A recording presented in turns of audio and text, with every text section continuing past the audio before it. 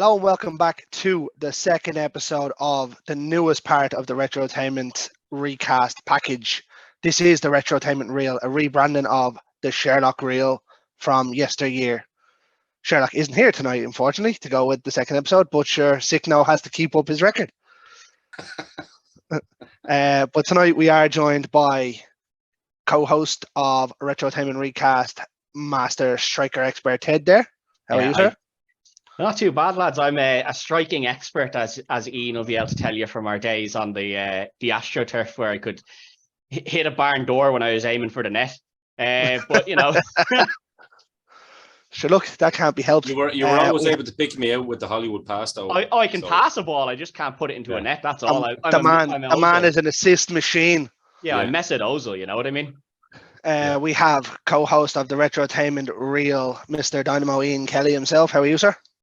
Very well, my friend. Very well. Happy to be here on this Welcome back to the Sunday, even though it's technically a Saturday. You know, it is what it is. And who else better to have on than a footballing podcast guru for a football podcast? It is the host of the Upper Tier. Hello, Mr. Niall. How are you, sir? A man who never played striker, only goalie or central defender. But there you go. Was that back in the days where it was like you're just playing the net? Ruddock was my hero. I never left the 18-yard box. Listen, a defender knows how good a striker is as well. Because if the defender if the striker couldn't get past you, he was a dog shit striker. Listen, Yeah. John Aldridge was my hero. I never left the 18-yard box either. We never played them. We never played. Either did Philip Schofield, but you look. We never played the high line, and I never went up for corners. Someone had to stay back, Niall. Someone had to stay back. That's it. But sure, look, lads, as I said, it's a football one tonight. It was WrestleMania matches last month. This one is the top 32 Premier League strikers. It ain't going to be easy, but I think we'll give it a bash. What do you reckon? Oh, yeah. We'll see how it So, goes. The 32 list I got off, I think it was goals.ie or something that they rated them in. I wrote them down, put them into a random number generator, and then that did the brackets for us. So I couldn't have fixed anything along the way.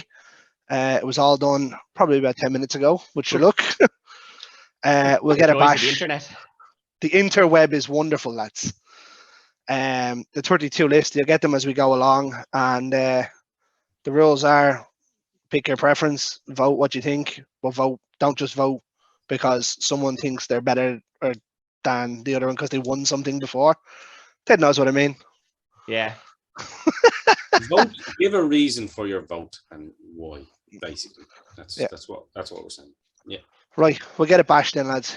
Let's go. As there's only 4 of us, I will not be voting tonight. I'll just be the host with the most, and the lads can do what the lads do best: argue. and for this episode, we have 3 different teams represented in the vote. And all 3 teams have at least 3 players in it. Okay. At least. Okay. Right, we'll get it bashed and going, lads. The first matchup is number 1 versus 32. As it says, it was random. That's the only one that actually normally comes like that. So it's going to be Harry Kane against Jamie Vardy, 2 active players. This will be a quick conversation. I do believe so, yes. Where are we going, Ted? Do you want to start it off? I think it's Harry Kane here. I love Jamie Vardy, you know, chat shit, get banged and all that. But in terms of a striker, Kane's just that bit ahead of him, isn't he? Passing, goal scoring, everything for me. But Jamie Vardy, Premier League winner. He is. Harry Kane, second top goal scorer. Just thought I'd put that out there. Harry Kane has 213 goals. Jamie Vardy has 136. Yeah, I know it's Harry Kane, lads. It is Harry Kane. No, it's Harry Kane. It's just unfortunate for Jamie Vardy that he has to go out this early. He could have got a different draw, but yeah, it's because of who he came up against. I mean, there's very few people that have been knocking out Harry Kane. Let's all be honest. Yeah. Now we have the second matchup. That was a quick one. The second matchup, this player has played for both United and Chelsea, and Everton and West Brom in Romelu Lukaku. Don't ask me how this cunt got into the voting, but he got onto the list. Yeah. Romelu Lukaku has 121 Premier League goals and 150 cheeseburgers at halftime. But sure, look, Sounds and about he's up right. against number 7, which I think is going to be another quick matchup in Alan Shearer. Do you know what? The funny thing is, when you first said he played for Chelsea and United, you got me kind of excited there. I was thinking we were talking about Sparky here. But then when I heard West Brom and Everton, I was like, this isn't Mark Hughes, unfortunately. Ironically, he didn't make the list either. Yeah, but there you go. So fuck Gold.ie or whoever that came out. We'll tag them in the fucking in the thing. Sorry for that. It was a Spurs supporter. Yeah. Yeah, it's a quick one. I mean, look, Alan Shearer, probably the greatest striker in Premier League history. Let's be fair to some people. You know, What do we think? Clean sweep again? Yeah, I think it's a clean sweep, isn't it? Yeah, Lukaku. Although Lukaku could be lifting the Champions League next weekend. Nah, not a chance. He won't be scoring any goals. That's a good team. Unless you're bottom half of the table, he's not scoring against you. Yeah, couldn't come on with 10 minutes and score the winner. It'll take him the 10 minutes to get in the halfway line to the box. Could just bounce off his big fucking head and go in, and I'd be happy with that. Take any of them. Take them anyway at all. Champions League final, go down in history. Absolutely. Niall Quinnett score with his arse. Missed the header, the ball will hit his arse and go in. Exactly, man. Exactly. Right, lads. This was actually really low in the number of rounds for each first pick. It's going to be number 5, who is a Premier League winner. He played for Arsenal and United in Van Persie with 144 goals. And it's up against number 19, which is Ian Wright at 113 goals. That's a tricky one. Oh, you should have made it. I know you didn't fix this anyway, Greg. In fairness, I can vouch for that as well. But it would have been nice if I was fixing it, because I'm the sneaky one here. I'd have been like Van Persie versus Van Nistelrooy, just to fuck with you all. But could come to that eventually. But for me, I'm gonna go Ian Wright on this one, and I'll tell you why. Purely because of the timeline in it, and I mean, he was an absolute goal machine. So was Van Persie, I know. But sometimes we kind of get a little bit modernist, and I know you two boys will be a bit more on the side of Robin Van Persie, and understandably so, because he played for United and done amazing for United. I just think Ian Wright, when you think about the goals that go with the personality and the kind of striker he was at the time when Arsenal were just bastards, he was just won everything. Yeah, do you know what I mean? And he was just a feisty little fucker. I think, what was he only, about 5'7" or 5'8" or something? No, and he wasn't your traditional number 9, but he was quick too. But that's what I'm saying. He's kind of like one of the original, in terms of the Premier League, he was a presser. Do you know what I mean? He was a proper pressing striker. It would have been actually amazing to see him at someone like United. You know what I mean? When Ferguson used to have like the likes of York and Cole pressing the goalkeeper and all constantly, and the goalie used to shit the bed back in the day. Get rid of it. Yeah. So for me, I'm going to go for Ian Wright actually on this one. Okay, Ted. Yeah, it is. And part of this could be, a little bit of bias of United, and possibly recency bias as well. But I think that Van Persie he had a lot to his game as well. Now he wasn't going to beat 6 lads with the ball and bury it in the net or anything like that, but he knew where to be, and his control when he was shooting was just something else to behold. Like the lad could hit a sixpence. You know what I mean? He was just unbelievably accurate. One chance was all the man needed. And for me, if your job is to score goals, you're a striker. You should only need one good chance. If you're missing 2 or 3 good chances, and it's not because the keeper's doing a fantastic job of saving them, that's kind of the modern striker now. A lot of them are missing these chances. So I'm going to go with Van Persie there. I just think how clinical he was just puts him right up there for the top for me. Nialish. That's a tough one, isn't it? Like, because you look at Ian Wright and you look at Ian Wright's backstory as well, and how he came to be a professional and stuff like that. Did you ever see that video where they bring the teacher back? Very yeah, and he meets him, and stuff like that. Yeah, so there's a great backstory to Ian Wright there. But I think when you look at Van Persie as well, and you look at the level he reached at Arsenal and at Man United, at multiple clubs at a very, very high level and stuff like that, I think I'm gonna go with Van Persie on this one. I think his goals that he scored as well, they were all types of goals. Yeah, well, Riley had a bit of that in his bag as well, you Yeah. know. But I just think kind of the sentimental side will tell you Ian Wright because of his backstory and stuff. But I think Van Persie, it's hard to argue, very successful with both clubs. He had a bit of Bergkamp in him as well, didn't he, Van Persie? He had Yeah. that. He was deadly, wasn't he? that But the only thing I would have said, like, I would have probably gone with Ian Wright, surely because of the amount of injuries that Van Persie picked up and the amount of games that he missed along the way, probably stopped him from reaching that superstar level. But that makes it even more impressive what he did achieve, though, doesn't it? Yeah, that's what I would have said. Yeah, the injuries. I mean, How many games? What's the games on them, Greg? Have you got the games there as well as the goals? How many games did they play? Or have you got that? I don't have the games now. Only the amount of goals, is it? Yeah. That's all that was up on the website. So, Cool. I know. I'd say them two were probably close enough in games because Van Persie missed seasons. Yeah. But sure. Right. Well, that's a Van Persie. That was the closest one yet. But we'll move on. It's number 21 here, which is a Liverpool player in Luis Suarez. And he will play number 12, which is also a Liverpool player in Fernando Torres. Oh, I have a feeling this. I want to go first on that one. Don't want to get left here. Yeah. Go on then, Dino. Go for it. Do you know what? When Torres came into the Premier League with Liverpool, because we all heard of this wonder kid from Atletico Madrid, and I know a lot of us actually did watch him when he was with Atletico. And the funny thing is, it was at youth level where he was at his most prolific. He was scoring like 12, 13, 15, 16 goals at Atletico when he was young, but when he went to Liverpool, he was an animal, wasn't he? Nobody saw anything like it. Nobody knew how to. I mean, he was strong. I mean, I remember JT used to fucking hate playing against him because he'd be in your ear. Like, he looked like a little sissy boy, and at times he was a bit annoying. Have you seen him now? Oh, he's like Brock Lesnar. He's like Brock Lesnar. But he always had that little nasty bastard streak in him as well. It was like the Merseyside kind of thing rubbed off on him in a good way. So for me, and listen, Suarez was absolutely phenomenal as well. Like, my God, I mean, a very unlikable player unless you follow Liverpool. And then Niall, I'm sure you would agree with me. Like, you know, if he was playing for Chelsea, like Diego Costa, you know, he's one of them. For me, it's definitely Torres. I think he was so unique when he first came into the Premier League. He was just so different. Running the channels at times. I used to love how he used to cut in from the left.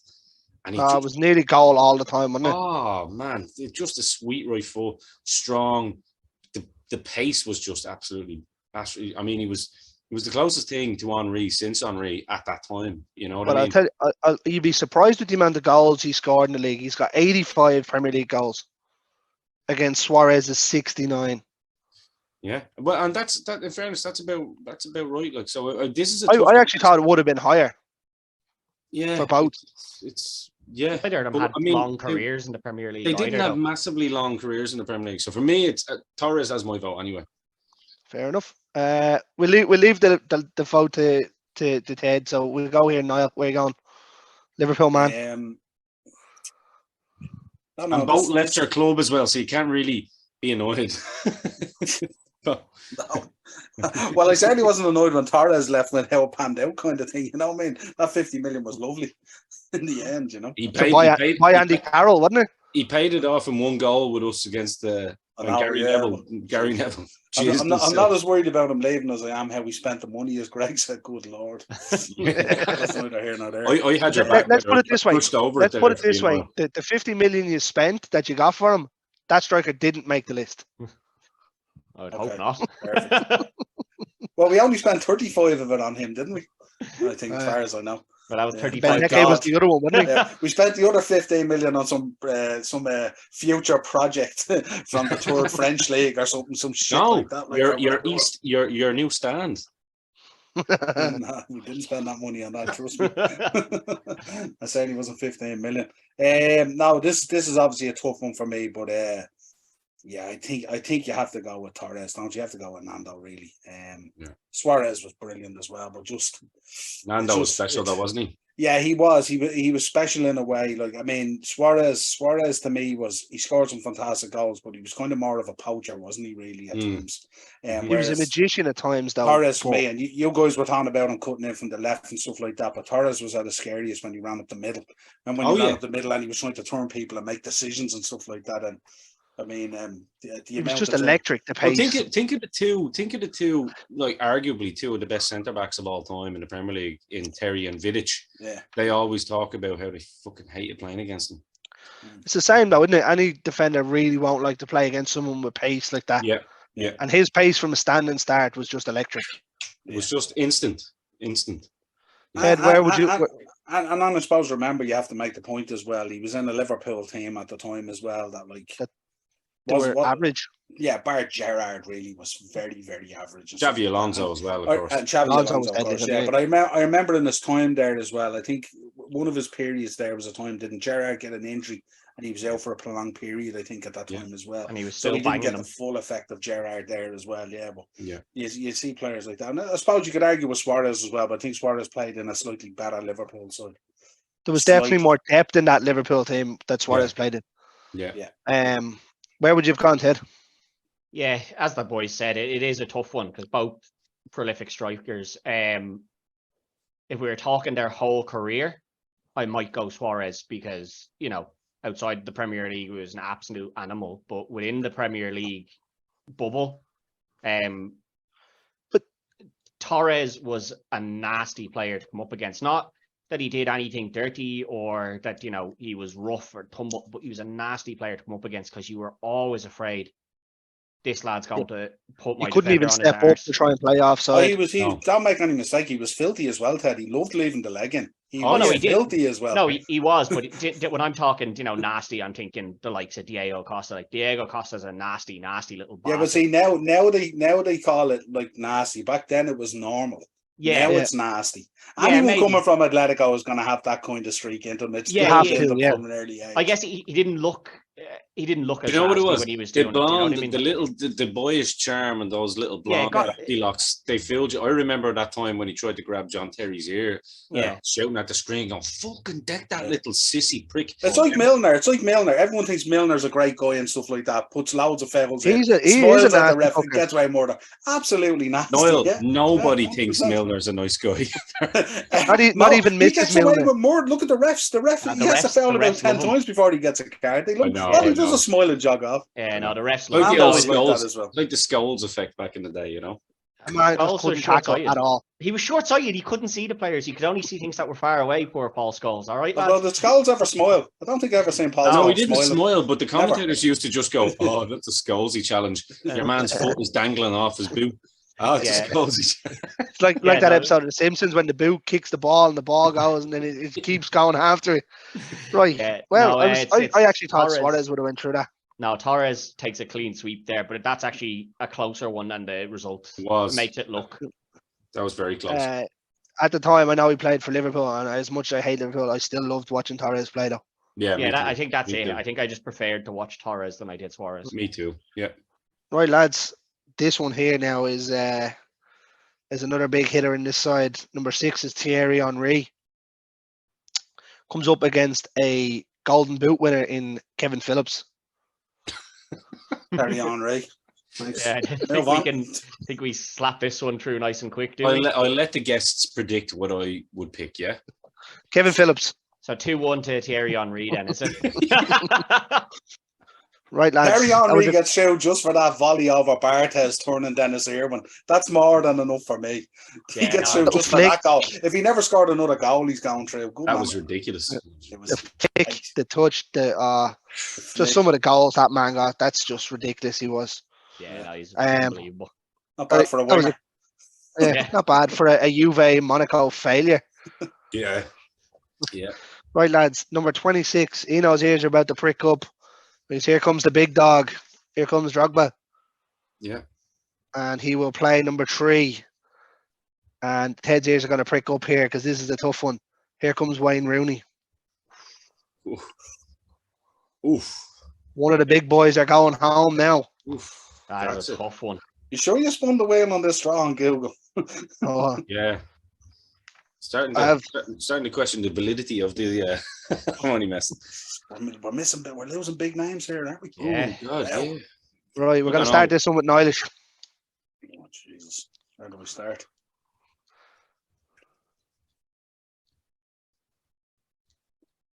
Do you want the goals?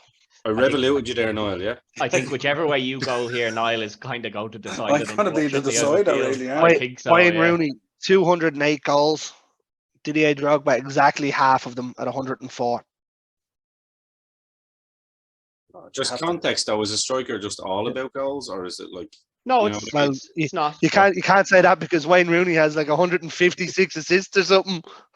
No, but no, he wasn't going that way. You were talking more about influential goals, moments. Yeah. I'm only just putting down the goals. That's all they give me. Yeah, no, that's fair. As much as it kills me, you probably have to go for Rooney, don't you? As much as it kills me. Yeah, decline that. It's a real tough one to pick there. They're both two outstanding players. That could have easily made it to a semi-final or a thing. It's just unlucky the way the draw goes. That's what happens sometimes, isn't it? Drogba was sensational as well. Like so, it's once Mourinho got a hold of him, he was sensational. Yeah, it was just. Yeah, no, you'd have to go with Rooney probably for his consistency as well, and you know the way he came onto the scene as a kid at Everton and stuff like that, and then brought into United and killed me. You know what I mean? Absolutely. And then somehow went back to Everton and was terrible. But you know how I'm picking it in? I'm picking it on Rooney upset me more than Drogba did. I find that hard to believe because Drogba fucking destroyed you as more times than a little. Yeah, but the way in which Drogba did, I could accept it. I could see the beauty of the way he played and how strong he was. Like if you think about Drogba was kind of like Haaland-esque at times. He was unplayable, you know, with his strength and his power and stuff like that. But Rooney probably upset me more than Drogba. Like if I was doing a Christmas card list, Rooney would be way lower on my Christmas card list than Drogba. But that's right, yeah. For me, it's more. If you're talking about a striker, an out-and-out striker, because I kind of looked at Rooney as more of a centre forward. He could play both, you know, the amount of goals he scored. You could put that man at goalkeeper and I'm sure he'll give you everything. Yeah, do you know what I mean? He wasn't like your out-and-out, you know, 6'2", you know, goal. I don't mean goal scorer, but out-and-out kind of. He was just such a hybrid player because he could be centre forward and a striker. He could play off a striker, which he did at times.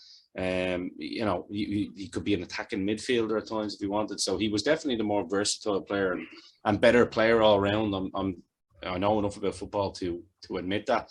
I think with Drogba, it's just he's your quintessential target man. Do you know what I mean? There's very hard to find a better target man until fucking Haaland came along. Peter Crouch. but he just, I mean, the way he was unplayable. I look back to games like that one against Everton where, you know, it's 2-2, we were 2-0 down. Lampard scored that little belter up into the top corner from an impossible angle, and then Drogba takes it on the chest, hits it on the volley from near one goal of the season, didn't it? Near the halfway line, yeah. And then the one against Liverpool where he just hits it, takes it on the chest, turns Carragher and hits it with his left. Is like, Jesus Christ. And you know what? It's a bad matchup as well because the two boys just scored some sensational goals. You've got Rooney with the overhead kick, and you know it's one against Newcastle. Someone has to lose, and so I can't be bitter about the decision, even though I know it's inevitable. So move on. Yeah, I think unfortunately I feel bad for Drogba because I highly rate him as a striker, but for me, Wayne's up there as one of the all-time great strikers in the Premier League for me. So is Drogba though. He is, but you know, like for me, I'm always going to lean a little bit closer to Wayne Rooney than I am Didier Drogba. Unfortunately, Drogba won more trophies though. I'm just saying that. So there you go. Did he though? He did though, yeah. Because I just have it here. He might have done, because he came in when Mourinho first. Don't worry, Greg. I'll do your job for you. Would you want to move on? I only went with goals. Yeah, no, it'll be Wazza for me, and it's unfortunate because somebody else is going to get through that doesn't deserve to get through to the second round. Of course. But it's just that's the look of the draw, unfortunately. And That's it. they were going to either come up against each other eventually, or they're going to get knocked out by somebody else. You know what I mean? Exactly. Yeah. Right, lads. Can't wait to knock Robbie Fowler out the next round. Come on. Here we go. Number 11. I'd be joining you. The Iceman, Dennis Bergkamp. Ooh. We'll play number 16, Dwight York. See, this one bothers me here because, like, again, we're going into territory now where we're talking about attacking midfielders, centre forwards, not out and out strikers. I wouldn't be putting Dennis Bergkamp in that. I wouldn't have either. I would have put him as a 10. I know it's not your fault, Greg, because you're only going on that list. It's more the list that's been compiled there. Yeah, I'd have put him as a number 10, Del Piero, Baggio style. I mean, look at the list that poor Carl got given off Cage Side or whatever. It had fucking some real stinkers on it. Oh, what was it? Fucking Logan Paul's match at WrestleMania this year was in it. Yeah. Well, look, do you know what? I'm going to go straight off the bat. For that very reason, Dwight York gets my pick. Okay, so Dwight York, 123 goals. Dennis Bergkamp, 87. Ted, what do you got? I think I'm going to surprise a lot of people here. As obviously a United fan, you'd think I'd be going Dwight York here, but Bergkamp was one of my favourite players ever to watch. I absolutely adore him, and I think as good as Dwight York was, part of the charm of Dwight York was the man on his left or the man on his right, depending on where they decided to stand. It was him and Cole, and they were a power duo up front. And I think if you took one away from the other, they wouldn't have done as much as they did as lone strikers in that sense. It was hard to separate the two of them, wasn't it? Especially when they wore that jersey that you're wearing there, Ted. Yeah, it was. But for me, I am going to go Bergkamp just because he's one of my all-time favorite players to watch, and it pains me that he was an Arsenal player, but you can't deny brilliance for £4 million. Yeah, you can't deny the brilliance of the man. I actually preferred Andy Cole as well, believe it or not. Funny enough. Than York. Yeah. Oh, absolutely. But, for me, if I was voting, I'd have been going Bergkamp. Yeah. I just went Dwight York because I know what way Niall's going to go. I wasn't expecting Ted. So if you want my real answer, it is Bergkamp. I'm Bergkamp as well all day. I just thought it was. I thought I'd try and make a thing of it. But there you go. Now you know my fucking game. Definitely Bergkamp. He was just a sensational player. He was. That goal against Newcastle. Good. Do you remember Sky One used to do the Premier League goals, and they were like, was it jammy or genius? Pure genius. Isn't it mad when that year, that was the same year we had, like, Chelsea's fortunes just completely changed because we had Hoddle as manager, and that was the same. Bergkamp went to Arsenal, and Ruud Gullit went to Chelsea. You had two of the best Dutch players of all time come to the Premier League, and they really changed the game. I think Bergkamp was just like, I'd never seen someone with a better first touch than Bergkamp. No. For a long time. Iceman. Yeah, there was a reason. First touch, second touch, third touch, every touch. Normally you only ever get two touches and it's in the back of the net, or it's an assist for Henry. Then little Gianfranco Zola came in there and kept the momentum going. Right, lads. It's another back-to-back one here. It's another Liverpool duo. It's Michael Owen and Robbie Fowler here. 150 versus 163 goals. Let Niall go first on that. Really? What was the goals? Sorry, what was the goals? Michael Owen has 150 on the nose. Yeah. Robbie Fowler has 163. Jesus. Fowler all day for me. Fuck me. It's not even a discussion. Ted? As you can see, Fowler all day for me. As you can see. Oh, look, don't worry, Niall. I have your back. Good man. Have it there if you ain't know. I think there'd be a lot of Liverpool fans that might not quite count Michael Owen as a Liverpool striker too much anymore after what would be seen as base treachery from him to move himself on over to a United side and win a league. Just saying.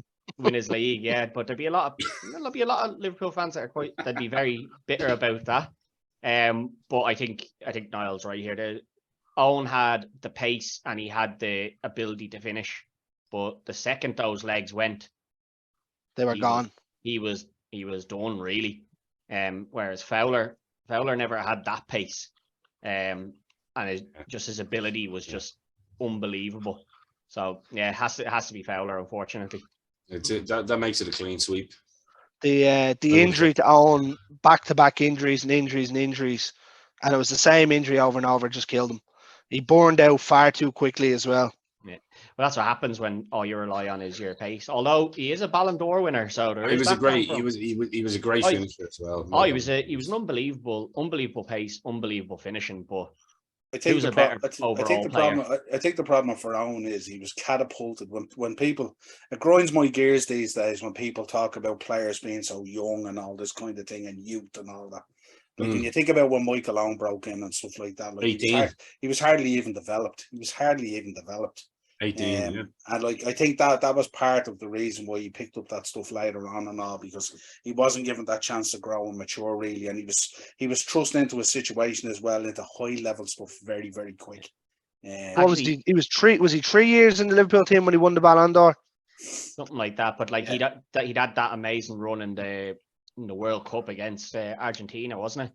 Yeah, the goal he scored. Remember when he bounced off a few of them and put that goal. Although the best thing he ever did was that video where he's training that young 14-year-old keeper and he's burying them past him and celebrating every goal. That's his greatest achievement. You know, and you might want to take it easy on the young lad. No, wham, back in the net. But here we go. Right, let's go next one. Here we go. Second half of the first round. And it's going to be a United duo here. It's going to be number 4, Ruud van Nistelrooy with 95 goals against number 31, Teddy Sheringham with 146 and about 146 clubs. Go on, Niall, we'll start you here. You were thrust into the last one because it was a Liverpool one, but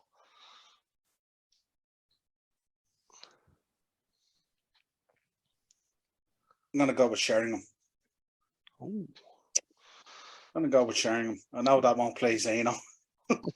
But yeah, no, I think I'm going to go with Teddy. I think do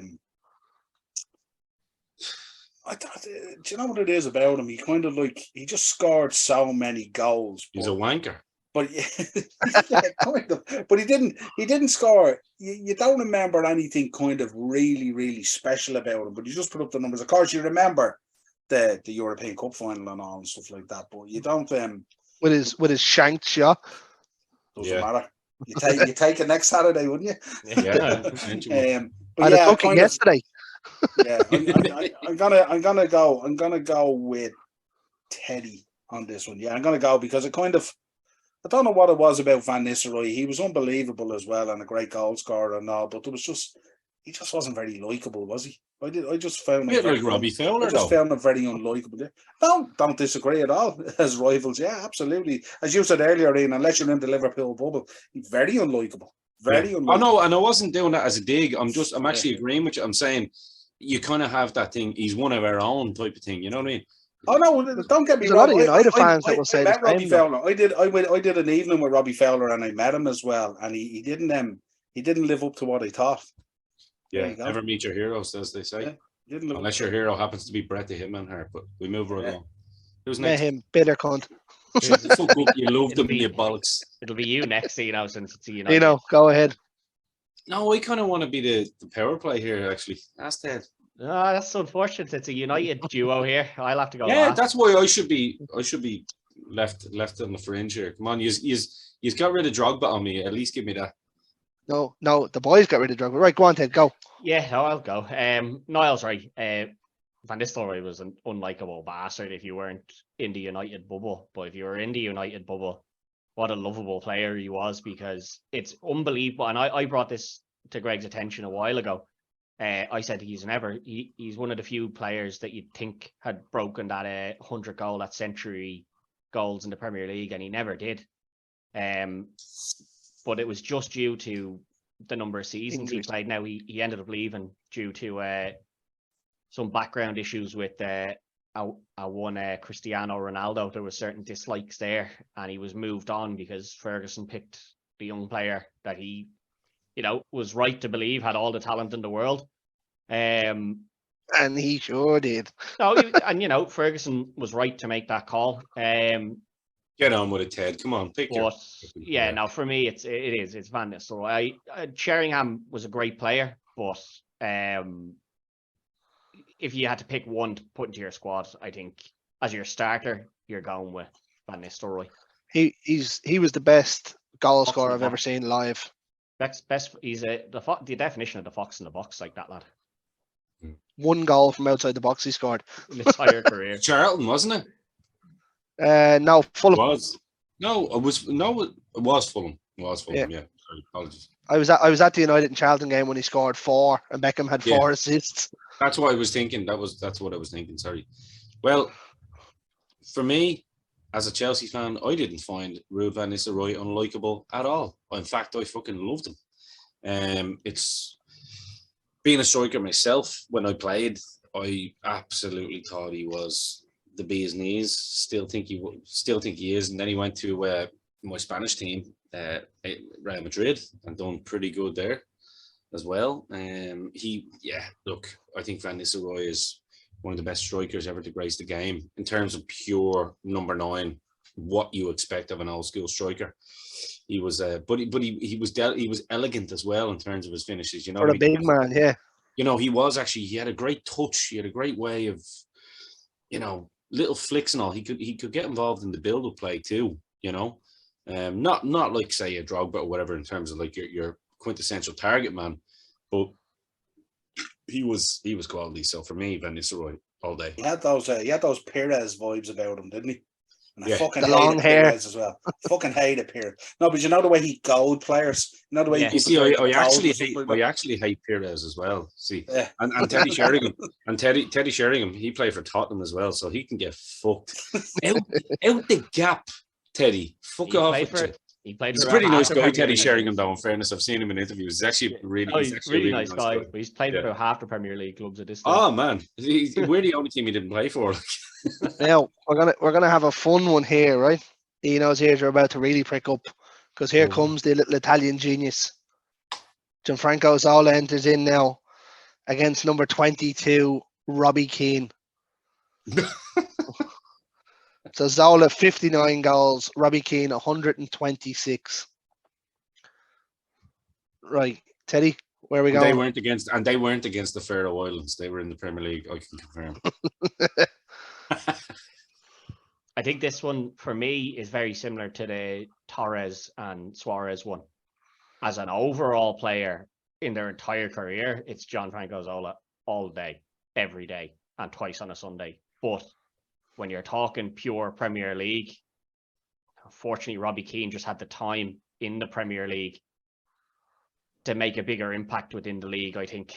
He knows about to break that wrist strainer. No. How did Robbie Keane make a bigger impact? Zola literally came in and impacted the Premier League in a way that not many managers had seen it. Your own manager himself said it. He was like, Ferguson was the one that called him the little magician. That's where the phrase came from. No, I know, yeah. Robbie Keane scored goals, yeah, of course. But there's no way. I mean, people will remember Zola forever. Robbie Keane's just, he's there. That's it. Do you know what I mean? They'll remember him for Ireland, of course, over here, because he scored about 100 goals against postmen. But let's be real. Scored that goal against Germany as well, never forget. He did score that one, but Shane Long also scored one against Germany, and he held that young boy back as well. Yeah. Big Phillips, Schofield head on him. Also was happy to train on tarmac and Saipan, just saying.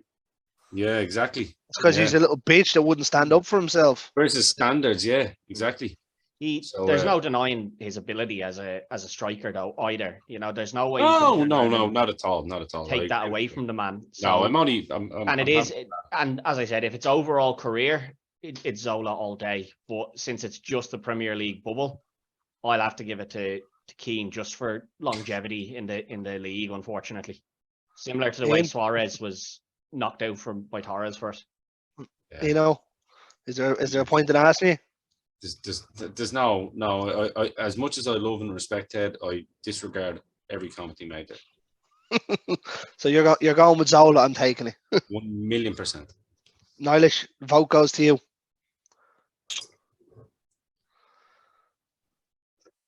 Just remember, Robbie was that much offside all the time. Yeah, no, I'm gonna go. Still offside, Robbie. I'm actually gonna go with Zola here, believe it or not, because I think I do believe it. I know Robbie Keane scored more goals and stuff like that, but Zola was deadly. I don't think there's very few players who have come into that Premier League who have left a mark the way Zola left a mark. He was one of those real first kind of superstar imports as well, and came in, small guy, small stature, what a baller, unbelievable and stuff like that, you know. And when you think about it, one of few Italians that has been so successful in that transition into the Premier League. When you think of some of the great Italian players that have come in and they've kind of averaged or fallen by the wayside, I think Zola stands out there, of course, like Gianluca Ian, of course. I think actually that's a good point, Noel. When I think about it, realistically, like the three Italians that Chelsea brought in that did stand out was obviously Di Matteo, Zola and Vialli, and like when you think about it, they're kind of the three, aren't they, out of all the Italians that have just... I can't think of anyone else really. Ravanelli maybe at Middlesbrough for a while. Balotelli, lads. Ravanelli, in fairness, yeah, that's a good shout. But I think in terms of just characters that just got the Premier League and groomed, and maybe it was their surroundings, that the fact that they had Wisey and all these lunatics with them, they kind of just ingrained themselves in the culture. But I think Noel makes a good point, because we had Casaraghi, we had Panucci, we had plenty of Italian players that we brought in that didn't make the cut either. So good shout. Yeah, no, I think, and that's the case, and I think it's important as well at a time where, you know, that's when the Premier League was kind of opening up as well to these players coming in and stuff like that. If you remember, that's when the Premier League shot the stardom, really, when you think about it on this path that it's on now. All the superstars that started to come in. All the superstars were starting to come in, and of course the beauty, you know, the finesse and the beauty of the Italian league and the Spanish league and all this kind of stuff. And remember the Ajax Academy and the beautiful footballing players that they created and stuff like that. And all of a sudden the Premier League wasn't this kind of rough cut diamond. It was polishing up, and it seemed the place to go. And you know, Sky had come in, the broadcast and money was there and all that kind of stuff, so it was a great place to go. But I think in terms of leaving their mark on the Premier League and stuff like that, and I know it'll hurt a lot of your Irish viewers and stuff like that, but I think I'd have to go for Zola. He was just unbelievable. I think overall I would have been going Zola myself. His impact on that Chelsea team just kind of picked up a middle of the pack team and moved them forward, and then obviously the sale came in, and that obviously made things better for them. Yeah. But like, he was one of the influential starts on that, where Robbie, all right, he kept Spurs about sixth all the time, give or take. Yeah, he was a good goal scorer, Robbie Keane, and I don't mean to great goal scorer. Yeah, don't mean to be disrespectful with Robbie Keane, but like, it was very rare he'd get you 20 goals a season. You know what I mean? He had a long career. So he had longevity. Ted alluded to that. He had longevity. You know, he played with Leeds, he played with Coventry, he played with Spurs. And, you know, he was your average. And Liverpool, don't forget Liverpool. Yeah, and Liverpool. But, which you could easily forget. Yeah, but he was just your kind of run-of-the-mill striker. His longevity, I think, has him with those stats. But, I mean, those goals come with about 400 games as well. You know what I mean? Yeah. He wasn't a goal a game. He was a goal every 4 games. I know it sounds like I'm being disrespectful there. I'm not. It was kind of like he was, you know, Darren Huckerby, if he hadn't got injured, could have had the same trajectory. For anyone that remembers Darren Huckerby. Zola's one of those players that changed football. Exactly. Football. Robbie Keane was a fabulous player. There's no doubt about it. He's a great goal scorer. Zola and Bergkamp were the two, and especially Ruud Gullit coming into the league then as well. They were the two that changed the Premier League during that mid-90s. They had a huge influence on teams, even outside of their own teams, in terms of they made other teams change the way they played as well. Sparky. Kind of rewrote football a bit. Mark Hughes even said it, and look, Mark Hughes has played with some of the best players of all time, you know, at Barcelona and Man United. Great player. Mark Hughes said literally Zola was the best player that he's played with in terms of, it was just, I'll never forget that story of Mark Hughes playing for Wales and then flew back to play for, but was it Bayern Munich in the same day? Yeah, it was. Yeah. Legend. Right, lads. Wouldn't happen nowadays, lads. No. Wouldn't happen nowadays. Pussies. Right. We're going on. It's number 20. 3 versus, number 10 versus number 23. Wait, sorry, 922. So we have number 23 is Les Ferdinand, and they're going to play Jermaine Defoe. Oof. 149 goals versus Defoe on 162. Hmm. Who wants to start it off, lads? I'll go with Big Les, actually, to be honest with you. I know I'm picking a Tottenham lad over here against the West Ham lad. Believe it or not, I actually don't mind West Ham. Les Ferdinand was something special, man. He was just hardest bastard. Probably one of the hardest bastards, along with The league is with Big Dunk. I mean, there's a fight I wouldn't like to see. Yeah, I go Les Ferdinand. I mean, Jermaine Defoe is very good player, great poacher, small in stature, good. But modernism would tell you Defoe is better, whereas I would go with Ferdinand with just all kinds of goals, big fucking. Yeah, I can't say enough good things about Les Ferdinand. Remember the goal he scored? Was he playing for QPR at the time? Yeah. Remember that goal he scored from about 30 odd yards out or whatever it was. He just rasped it into the top corner. The one that was still rising as it was going. Yeah. It was like nearly like a golf shot, wasn't it? Like a drive. Yeah. It was unbelievable. And the camera just shone. It was like a plane taking off. Yeah, it was incredible. Yeah, great goal. Yeah. The man was a machine, wasn't he? Yeah. I'd go Defoe just because I preferred watching Defoe than I did Les Ferdinand. I think this is one of the ones where, as we said earlier, there's going to be someone getting through to the second round that maybe shouldn't in comparison to some of the people that have been knocked out, and this is probably one of them. Like not that either are bad, but if either of these came up against Drogba, it's kind of a no contest. You know what I mean? Mm-hmm. So yeah, I'll go Defoe, but I think Niall went Les anyway, didn't you, Niall?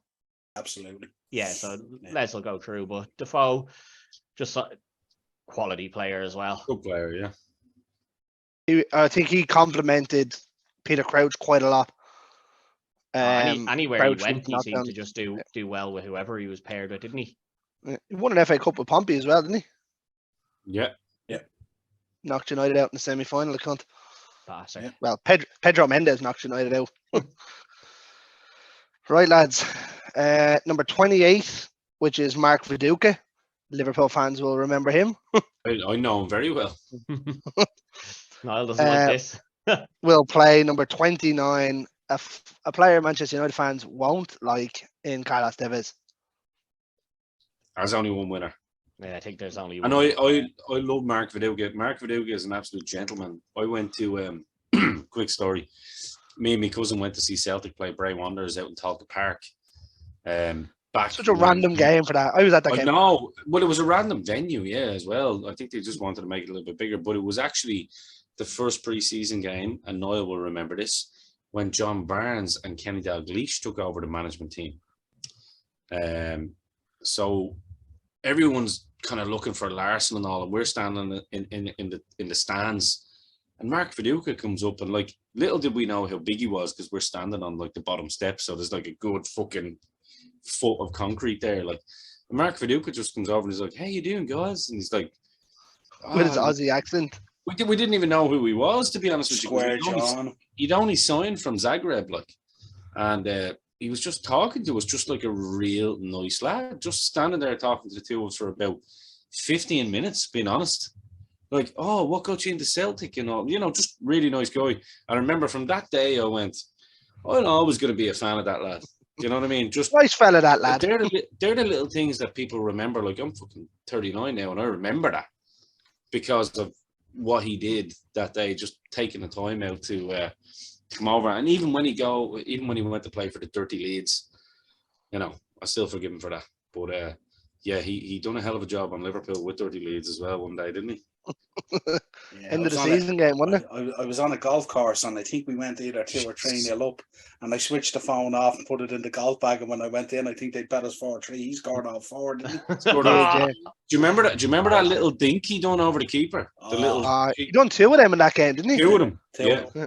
Please, Niall's in tears here, lad. Stop. No, well, all I'm saying is Mark Viduka is a good human being. Oh, he's a nice guy, but I think I don't think he's getting past Tevez here as much. No, Tevez is a Tevez horrible wins. bastard. Tevez wins, yeah. Yeah. Yes, great pick there. Great pick. Fair play. Delighted. Right, lads. We've got number 30 here. The man with the best first touch I've ever seen. That actually beat Bergkamp in Dimitar Berbatov. Versus number 17 in Sergio Aguero. Aguero. It's an easy one, unfortunately, for Berbatov, I'd say. Yeah. Poor Too easy. Berbatov. Again, we've seen some big. You're going Berbatov? No, Aguero. No, he's gone Aguero. Aguero all day. Poor Berbatov. I was like, That's a harsh one to come up against now, isn't it? Yeah, these happen in this game. Berbatov, another one of those unlikable fuckers. Man was deadly though. He was. Big Mark Wright head on for anyone that knows Mark Wright, the actor. He's a good actor. He's a good actor as well, isn't he? Yeah, as opposed to Mark Wright, the Crystal Palace player. Exactly. That's why I wanted it. That's why I wanted to say that. That's what I was thinking. Right, lads, here we go. The introduction of the man that changed United's fortune in Eric Cantona at number 18 against number 27, Dion Dublin. You just fucking shoehorn. Now it's a fix. Eric Cantona 70 goals, Dion Dublin 111. Right, so going on Ted's basis, I'm going with Dion Dublin because he scored more goals. Fair enough. Ted? That's a lie. I'm going with Eric Cantona. There's only one man there. I think Cantona. Two. Put the collar up, will you? Put the collar up. I was going to, but I was saving it for later. Put the collar. Well, now you have to. No, I was saving it for when he beat someone bigger. He'd be getting butchered out now. Don't worry about that. Ted. Oh, no, yeah, it's Eric Cantona. Look, we're all pro wrestling fans, so just for that drop kick alone. That lad deserved it. He did.